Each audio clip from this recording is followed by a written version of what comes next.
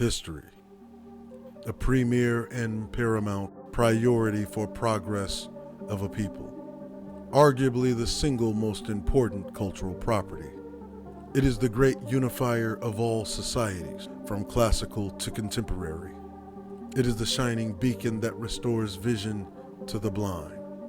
It is imperative that we create a unified effort to learn from it, that we may emulate its successes and prevent repeating its mistakes.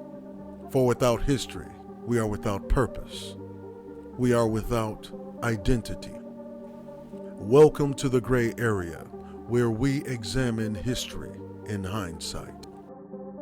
January 20th, 1841, the island of Hong Kong was captured by Great Britain. It would remain in Great Britain's hands until July of 1997, when it was given back to the Chinese. 1885, the roller coaster was patented by Lamarcus Adna Thompson. 1887, the U.S. Senate approved an agreement to lease Pearl Harbor in Hawaii as a naval station. 1920, Zeta Phi Beta sorority, with the help of Phi Beta Sigma Robert Samuel Taylor, was founded at Howard University by Arizona Stemmons, Myrtle Faithful, Pearl A. Neal, Fannie Watts, and Viola Going. 1954, the National Negro Network was formed on this day. 40 radio stations were charter members of the network. It was at the time the largest radio network owned, operated, and controlled by Black Americans. 1986, Ronald McNair was the first Black astronaut killed during a space mission when the space shuttle Challenger was met with disaster. Challenger would blow up in the atmosphere shortly after takeoff. 1994, Shannon Faulkner became the first woman to attend classes at the Citadel in South Carolina. Faulkner joined the Cadet Corps in August of '95 under court order, but soon dropped out.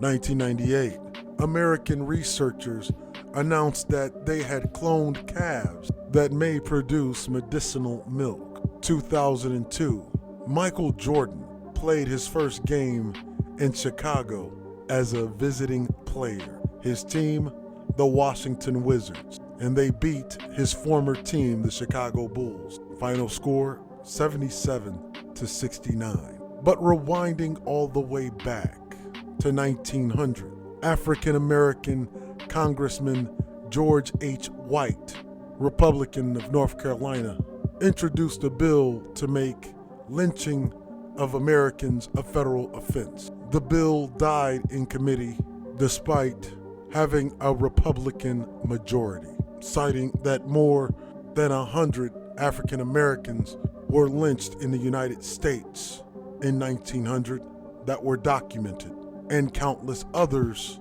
who were undocumented that were missing.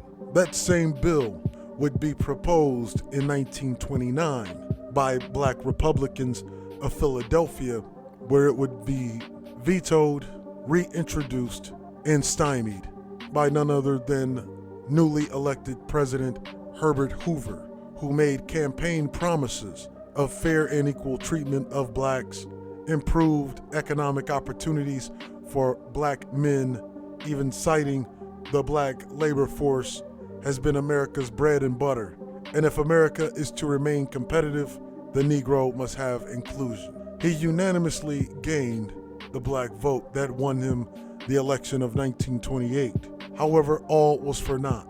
Despite Hoover appointing more African Americans to federal positions than both President Harding and President Coolidge combined, African American leaders condemned various aspects of the Hoover administration, including Hoover's unwillingness to push for a federal anti-lynching law and Hoover's lily white strategy, which removed African Americans from positions of leadership in the Republican Party in an attempt to end the Democratic Party's dominance in the South. Though Robert Moton and some other black leaders accepted the lily white strategy, as a temporary measure, most African American leaders were outraged. Hoover further alienated black leaders by nominating conservative Southern judge John J. Parker to the Supreme Court. John J. Parker was a Southern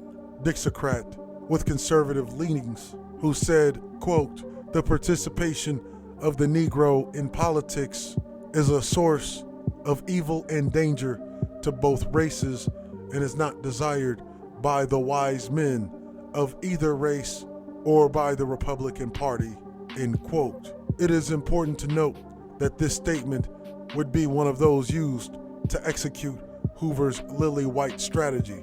However, Parker's nomination ultimately failed in the Senate due to opposition from the NAACP and organized black labor.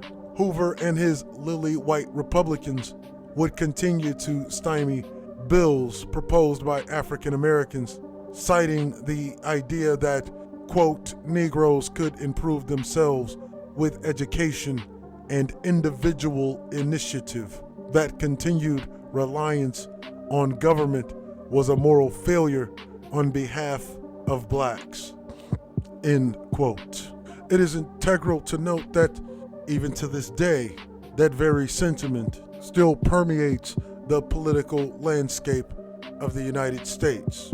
After all, it was Herbert Hoover who first coined the term of rugged individualism.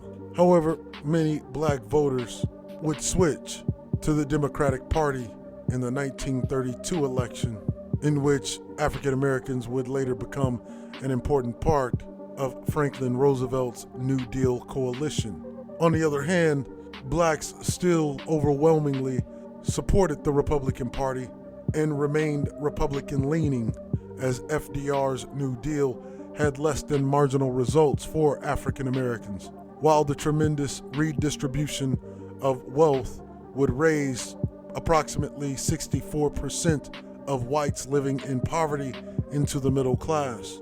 Blacks would remain Republican-leaning until the Civil Rights Act of 1964, passed by Lyndon B. Johnson. And since then, blacks in the United States have remained overwhelmingly Democratic Party leaning. You see, history, much like time, waits for no man. It is ultimately up to us to decide whether we choose to make it or be the reason we repeat it. However, no matter what side of it that you stand on, you can only learn from it by looking at history in hindsight.